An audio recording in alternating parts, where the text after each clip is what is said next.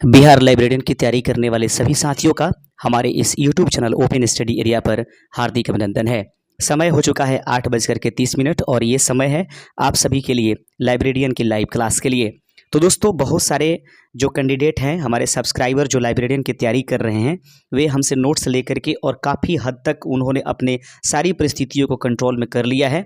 इसलिए उन सभी व्यक्तियों के लिए जो नोट्स को कंप्लीट कर चुके हैं हमारे इस यूट्यूब चैनल से ले करके, अब वो परीक्षा के समय आ गए हैं, अब वो दिन आ गए हैं जब हम आपसे ऐसे क्वेश्चंस पूछेंगे और आप ज़रूर हमें अंत में कमेंट करके बताइएगा कि आप इन 20 प्रश्नों में कुल कितने सही कर पा रहे हैं। तो आज के इस सेशन में हम दो प्रकार की चीज़ें लेकर के चलेंगे, लाइब्रेरियन साइंस और आर्ट ऑफ टीचिंग के क्वेश्चन जो कि लाइब्रेरियन से संबंधित होगा। तो दोस्तों, पहला प्रश्न आपके सामने है कि फेस्टेड क्लासिफिकेशन थ्योरी का प्रतिपादन किसने किया था? Who propounded the faceted classification theory? Option है रंगनाथन, कट्टर, डेयुई या ब्राउन। इनमें से वो कौन व्यक्ति है जिसके द्वारा फेस्टेड क्लासिफिकेशन थ्योरी दिया गया? इस प्रश्न का आंसर अगर आप जानते हैं तो फटाफट आंसर कमेंट कर दीजिए। जितने लोगों ने ऑप्शन नंबर ए इस प्रश्न का आंसर चुना है उन सभी का आंसर सही हो जाएगा। आइए बढ़ते चलते हैं अपने दूसरे नंबर क्वेश्चन की तरफ, और दूसरा नंबर क्वेश्चन बड़ा ही जबरदस्त है। प्रश्न है दोस्तों, दूसरा नंबर देख लीजिएगा ध्यान से। प्रश्न कहता है दूसरा नंबर, प्रश्न आपके स्क्रीन पर है, थोड़ा सा ऑप्शन नंबर डी यहाँ पर कर लेने दीजिए। थोड़ा सा यहाँ पर देखेंगे बगल में मिस टाइपिंग हो गया है, यानी कि ए डबल बार लिखा गया है, तो इस पर ज़्यादा चिंता करने की जरूरत नहीं है।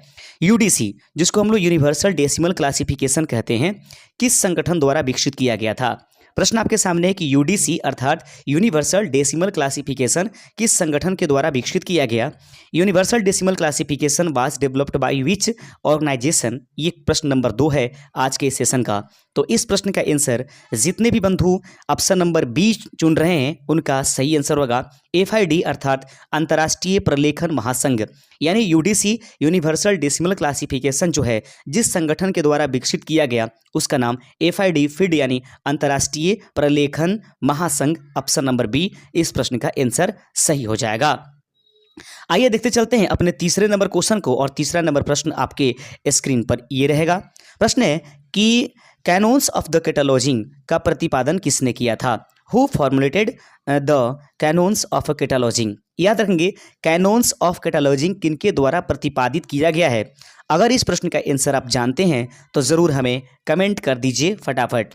दोस्तों, दिए गए ऑप्शन में पैनीजी है, कट्टर है, रंगनाथन है या लुबेट्ज़की है। तो इस प्रश्न का सही आंसर हो जाएगा कि आपके सामने कि कैनोन्स ऑफ द कैटलॉजिंग का प्रतिपादन किसने किया था। छोड़िए, ये प्रश्न आपके लिए हम देख कर जाते हैं कि आप लोग हमें इस प्रश्न का आंसर सही कमेंट कर दीजिएगा कि कैनोन्स ऑफ द कैटलॉजिंग का प्रतिपादन किसने किया था। आप कहीं से भी चुन करके, कहीं से भी खोज करके इस प्रश्न का आंसर ज़रूर प्रतिपादित कीजिए। आइए हम बिल्कुल बहुत तेज़ी पूर्वक यहाँ से भागेंगे और ये रहेगा ताकि आपको आंसर न दिखाई दे कि इसका आंसर क्या करना था। चौथा नंबर प्रश्न आपकी स्क्रीन पर है कि भारत में डेलनेट कब स्थापित हुआ था? भारत में डेलनेट कब स्थापित हुआ था? When was the DELNET established in India? Bharat में डेलनेट कब स्थापित किया गया था? ऑप्शन है 1988 में, 1992 में, 1995 में या 2000 यानी कि 2000 में। तो चौथे नंबर प्रश्न का सही आंसर है कि भारत में डेलनेट जो है वो स्थापित किया गया सन 1988। ऑप्शन नंबर ए इस प्रश्न का सही आंसर हो जाएगा। आइए देख लेते हैं पांचवा नंबर क्वेश्चन आपके सामने है, और पांचवें नंबर प्रश्न का सही जवाब आप लोग जरूर करने की कोशिश कीजिएगा। और याद करते दोस्तों कि जितने भी पीडीएफ आपने लिया होगा, हमसे ई बुक लिया होगा, उससे बहुत ज़्यादा आपको बेनिफिट हुआ होगा, क्योंकि अब आप कोई भी प्रैक्टिस सेट किसी भी मतलब मार्केट से आप निकालिए, उसमें आप जरूर जब तीनों ई बुक आप कंप्लीट कर लिए होंगे, क्लास ज्वाइन कर लिए हैं, तब आप आसानी पूर्वक 99, 100, 102, 5 यानी 100 के करीब करीब आपके आंकड़े रहते होंगे, जो कि काफ़ी है स्टेट के लिए। लेकिन ऐसे में ऐसा नहीं सोचना है कि हम लोग को पढ़ाई स्टॉप कर देना, नहीं। जब तक एग्जाम नहीं हो जाती है 10, 20, 15 क्वेश्चंस लगातार होते रहेंगे, इसमें कोई दो राय नहीं है। तो आइए पांचवा नंबर क्वेश्चन को थोड़ा सा और बेहतरीन तरीके से। बिब्लियोग्राफी कंट्रोल शब्द का अर्थ क्या है? बिब्लियोग्राफिक कंट्रोल शब्द का मतलब क्या होता है? What is the meaning of the bibliographic control? Options आपके सामने है। पांचवे का यानी कि पुस्तकालय संग्रह प्रबंधन, पुस्तक सूची का पूर्ण रिकॉर्ड रखना, या पुस्तकालय कैटलॉगिंग, या पुस्तक सूची का प्रकाशन करना। तो बिब्लियोग्राफी कंट्रोल जो होती है, इस शब्द का अर्थ होता है ऑप्शन नंबर बी यानी पांचवे का, पुस्तक सूची का पूर्ण रिकॉर्ड रखना, keeping the complete record of the bibliography, यानी उसी को बोलते हैं बिब्लियोग्राफी कंट्रोल। क्या है? तो पुस्तक सूची का पूर्ण रूप से रिकॉर्ड रखना ही बिब्लियोग्राफी कंट्रोल के नाम से जानी जाती है। पांचवा के बाद छठा नंबर क्वेश्चन आपके सामने देख लेते हैं। छठा नंबर क्वेश्चन आपके स्क्रीन पर है कि Sears list of the subject heading मुख्यतः किसके लिए प्रयुक्त जाती है? यानी कि Sears list of the subject heading जो होती है मुख्य रूप से किसके लिए प्रयोग करेंगे? The Sears list of the subject heading is the mainly useful for. याद रखेंगे, ये प्रश्न आपके सामने था। छठा नंबर क्वेश्चन है, आराम आराम से पढ़िए, कोई ज़्यादा घबराहट नहीं है, कोई ज़्यादा चिंता की बात नहीं है। देखिए कब तक नोटिफिकेशंस आते हैं, तब तक आप लगे रहिए, कभी भी पीछे मत बैठिए, हारिए नहीं और सुस्त न बैठिए, लगातार कुछ न कुछ करते रहिएगा। Sears list of the subject heading मुख्यतः किसके लिए उपयोग होती है? इस प्रश्न का सही आंसर है छठे का ऑप्शन नंबर दोस्तों बी, स्कूल और पब्लिक लाइब्रेरी, यानी छोटे रूप में जो होती है लाइब्रेरी को स्थापित कर देना Sears list of the subject heading के अंतर्गत आएगी। स्कूल और पब्लिक लाइब्रेरी के अंतर्गत Sears list of the subject heading आती है। आगे बढ़ते चलते हैं। सातवां नंबर क्वेश्चन है, OCLC का मुख्यालय कहाँ स्थित है? याद रखेंगे, OCLC का मुख्यालय कहाँ स्थित है? Where is the headquarter of the OCLC located? अगर आपको मालूम है तो OCLC का मुख्यालय यानी कि OCLC का फुल फॉर्म आप जरूर हमें खोज करके कमेंट कीजिएगा। याद रखें दोस्तों, लंदन, वाशिंगटन DC, या डबलिन, ओहायो या पेरिस में। तो OCLC का मुख्यालय जो है वह डबलिन, ओहायो में उपस्थित है। ऑप्शन नंबर सी इस प्रश्न का सही आंसर हो जाएगा। सातवें के बाद क्वेश्चन है आठवां नंबर, ध्यान से देखिएगा। प्रश्न कहता है कि ग्रे लिटरेचर किसे कहा जाता है? निम्नलिखित में से वह कौन सा खंड है जिससे हम लोग ग्रे लिटरेचर के नाम से जानते हैं? Which is called grey literature? Option आपके सामने है, अप्रकाशित या सीमित प्रसार की सामग्री, या unpublished of the limited circulation material. Grey literature किसे कहा जाता है? तो आठवें नंबर प्रश्न का सही आंसर ऑप्शन नंबर ए ही हो जाएगा दोस्तों। अप्रकाशित या सीमित प्रकार की सामग्री को ग्रे लिटरेचर के नाम से लाइब्रेरियन के तहत हम लोग समझते हैं। अभी फिलहाल आप लाइब्रेरियन साइंस के क्वेश्चन देख रहे हैं, इसके बाद लाइब्रेरियन की जो आर्ट ऑफ टीचिंग है उसके क्वेश्चन 10वें नंबर क्वेश्चन के बाद आएंगे। अगला प्रश्न आपके सामने है, 9वां नंबर प्रश्न देख लीजिएगा। प्रश्न को ध्यान से देखिए। आप सभी जानते हैं कि RRLF का पूर्ण रूप जो होता है राजा राम मोहन राय लाइब्रेरी फाउंडेशन होती है, कि स्थापना कब हुई थी? पूछा जा रहा है कि भारत में RRLF राजा राम मोहन राय लाइब्रेरी फाउंडेशन की स्थापना कब हुई थी? दोस्तों इस संबंध में आपको बता दूं कि इसका सही आंसर है ये 9वें का ऑप्शन नंबर आपके सामने बी, 1972। अगर वो पूछ ले मंथ पूछ ले तो मई 1972 इसका सही आंसर हो जाएगा। भारत में RRLF का जो है स्थापना हुआ था 1972 मई के माह में, जिसका फुल फॉर्म होता है Raja Ram Mohan Roy library foundation. Option number B इस प्रश्न का सही आंसर है। दोस्तों 10वां नंबर क्वेश्चन आपके स्क्रीन पर है कि इंफॉर्मेशन रिट्राइवल का मुख्य उद्देश्य क्या है? याद रखेंगे, इंफॉर्मेशन रिट्रीवल का मुख्य उद्देश्य निम्नलिखित में से क्या है? What is the main purpose of the information retrieval? पुस्तकों को व्यवस्थित करना, या फिर उपयोगकर्ता की सूचना आवश्यकता की पूर्ति करना, लाइब्रेरी का प्रबंधन करना, या पुस्तक का प्रकाशन करना। दोस्तों इस संबंध में आपको बता दूं कि इंफॉर्मेशन रिट्रीवल का मुख्य उद्देश्य निम्नलिखित में से क्या होता है? इस प्रश्न का सही आंसर है ऑप्शन नंबर बी, उपयोगकर्ताओं की सूचना आवश्यकता की पूर्ति करना। इससे हम लोग इंफॉर्मेशन रिट्रीवल के मुख्य के नाम से जानेंगे, यानी कि उसको मुख्य उद्देश्य के रूप में रखेंगे कि उपयोगकर्ताओं की सूचना की आवश्यकता की पूर्ति कर दी जाए। इसको इंफॉर्मेशन रिट्रीवल के नाम से जाना जाता है। 10वां नंबर क्वेश्चन के बाद 11वां नंबर क्वेश्चन पर बढ़ने से पहले दोस्तों हम आपको अवगत करा देना चाहते हैं कि जो भी मित्र अभी तक हमारे सब्सक्राइबर हैं और ये बिहार लाइब्रेरियन की तैयारी कर रहे हैं और हमारे इस YouTube चैनल के द्वारा तैयार की गई art of teaching, librarian science और GK GS के जो भी आपने अभी तक ई बुक नहीं परचेज किया है PDF के रूप में, तो आप उसे परचेज कर लीजिए। बहुत बेनिफिट में रहिएगा। जिस दिन आपके एग्जाम्स होंगे उस दिन देखिएगा इसमें से किस भारी मात्रा में क्वेश्चंस लड़ रहे हैं। पूरे सिलेबस को ये कवर करती है हमारी तीनों ई बुक, और ये PDF के रूप में आपको मिलेगा। इसमें यह है कि तीनों ई बुक के साथ साथ लाइव इंपॉर्टेंट जो क्लासेस है उसके PDF आपको दे दिए जाएंगे। हमारे क्लास से जुड़ने के लिए लिंक दे दिया जाएगा, जिससे कि आप हमारे उस क्लास से जुड़ जाएंगे जिसमें में लाइब्रेरियन की मुख्य रूप से तैयारी की जाती है, जिसमें सारे वीडियोज आएंगे आने वाले दिन में भी और पिछले वीडियो भी उसमें आपको मिल जाएंगे। तब अब 11वां नंबर क्वेश्चन से बढ़ते हैं।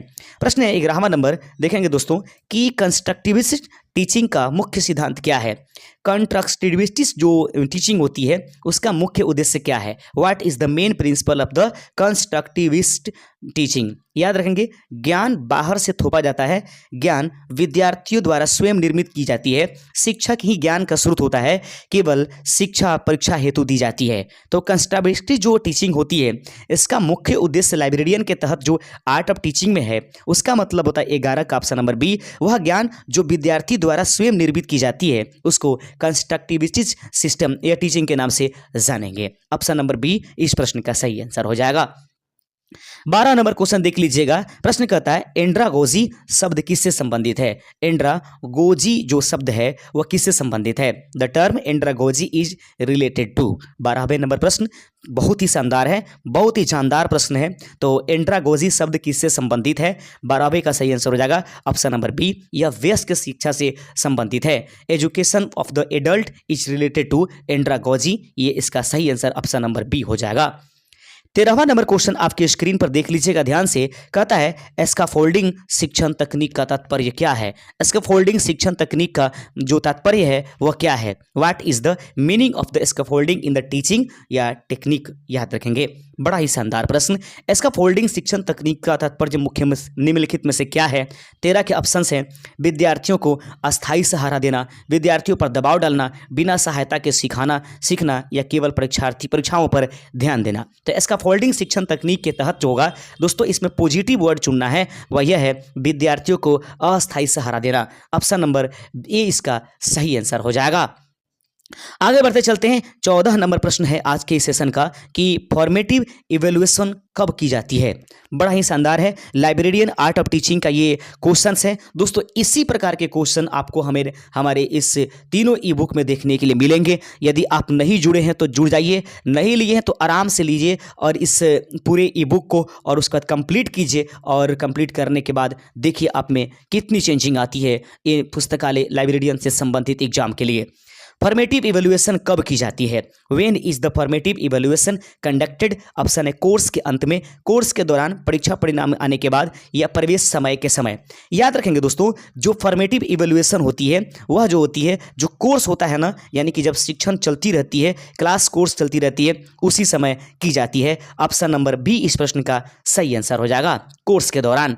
15वां नंबर प्रश्न आपके स्क्रीन पर ये रहेगा और 15 नंबर प्रश्न कहता है हिडन करिकुलम का क्या अर्थ है।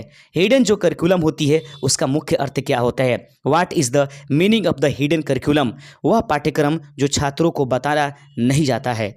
अगला है कि परीक्षा में छुपे हुए प्रश्न को, लाइब्रेरी नियमावली को, या अस्थायी पाठ्यक्रम को। तो हिडन जो करिकुलम होती है इसका मतलब होता है दोस्तों कि वह पाठ्यक्रम जो छात्रों को बताया नहीं जाता है। करिकुलम नॉट फॉर्मली टॉट, याद रखेंगे, जो छात्रों को बताया नहीं जाता है वह उसको हिडन करिकुलम के नाम से जानी जाती है। 16वां नंबर प्रश्न आपके सामने है, कहता है कि हेरिस्टिक मेथड किस प्रकार की शिक्षण विधि है। हेरिस्टिक मेथड किस प्रकार की शिक्षण विधि है दोस्तों, यही है आर्ट ऑफ टीचिंग, यही है लाइब्रेरियन का art of teaching.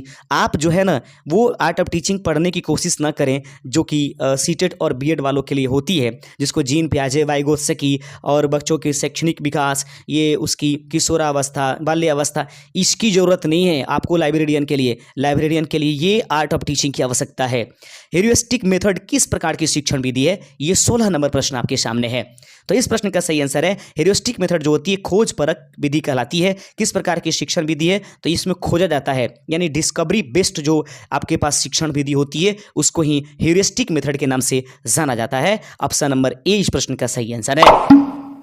17 number question है कि पीर टीचिंग का मुख्य लाभ क्या है। पीर टीचिंग का मुख्य लाभ क्या है। What is the main benefit of the Pir teaching. याद रखिए, बड़ा ही शानदार प्रश्न, बहुत ही जबरदस्त प्रश्न है और इस प्रश्न का सही आंसर हो जाएगा दिए गए ऑप्शंस में। पीर टीचिंग का मुख्य लाभ क्या है। शिक्षक का कार्यभार कम होता है, ये बात बिल्कुल सही है। विद्यार्थियों का आत्मविश्वास बढ़ता है, यह भी सही है। विद्यार्थियों के बीच सहयोग बढ़ाने की प्रक्रिया भी पीर टीचिंग के अंतर्गत आती है। ऐसे में कहा जाए तो ऑप्शन नंबर डी इस प्रश्न का सही आंसर हो जाएगा। कि प्री टीचिंग का मतलब होता है शिक्षक का कार्यभार कम करना, विद्यार्थियों का आत्मविश्वास बढ़ाना, विद्यार्थियों के बीच सहयोग, और उपर्युक्त में से सभी के सभी राइट इसके आंसर हो जाएंगे। ये रहेगा 18 नंबर क्वेश्चन। कहता है कि मेटाकॉग्निशन का क्या अर्थ होता है।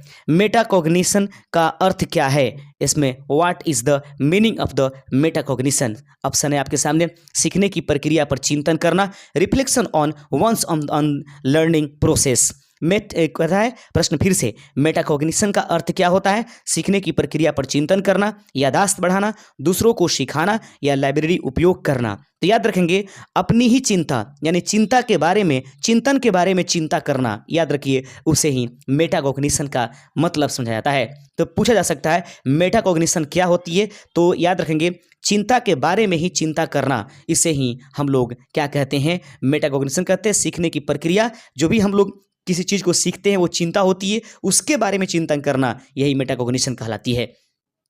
19 नंबर क्वेश्चन आपके सामने है। प्रश्न है कि फ्लिप्ड क्लासरूम मॉडल से क्या किया जाता है। फ्लिप्ड जो क्लासरूम होती है उस मॉडल में क्या किया जाता है, what is the done in the flipped classroom model. आपके सामने दिए गए प्रश्न है 19 नंबर, बड़ा ही शानदार जबरदस्त प्रश्न। उम्मीद ये लगाएंगे हम कि आप इसका आंसर करेंगे कि फ्लिप्ड क्लासरूम मॉडल में क्या किया जाता है। याद रखेंगे, what is done in the flipped classroom model. ऐसे क्वेश्चन आर्ट ऑफ टीचिंग से संबंधित आपको मिलेंगे। यही है शिक्षण की कला, यही है आर्ट ऑफ टीचिंग, यही है टीचिंग एप्टीट्यूड। याद रखेंगे 19 का सही आंसर हो जाएगा ऑप्शन नंबर बी, घर पर अध्ययन और कक्षा में चर्चा। याद रखेंगे, फ्लिप्ड क्लासरूम का मतलब होती है कि घर पर पढ़िए और जाकर अपने संबंधित सारी चीज़ों को जो है क्लासरूम में चर्चा कीजिए। फ्लिप्ड क्लासरूम के रूप के नाम से जाना जाएगा।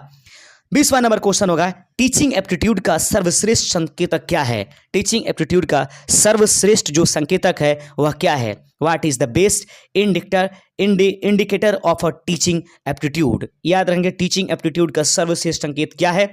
ऑप्शन है आपके सामने, विषय का ज्ञान होना, संवाद कौशल होना, विद्यार्थियों को प्रेरित करना, और वहीं पर बात करें कि ऑप्शन नंबर डी। तो याद रखेंगे सभी के सभी ऑप्शन सही है। ऑप्शन नंबर डी इस प्रश्न का सही आंसर हो जाएगा। टीचिंग एप्टीट्यूड का सर्वश्रेष्ठ संकेत क्या है, याद रखेंगे विषय का ज्ञान, संवाद कौशल, विद्यार्थियों को प्रेरित करना, और all of the above is the right answer of the 20 number question. तो दोस्तों, अब हो गई आपकी क्लास की समय खत्म। 8 बजे जो है क्लास आती है वह बीपीएससी टीआरई 4 के लिए आती है। 8:30 के बाद जो क्लास आती है वह लाइब्रेरियन के लिए आती है। तो लाइब्रेरियन वाले 8:30 वाले क्लास में ही जुड़ने की कोशिश करेंगे। शुक्रिया दोस्तों। अगर ई बुक लेना है तो व्हाट्सएप नंबर पर व्हाट्सएप कर लीजिएगा। जय हिंद।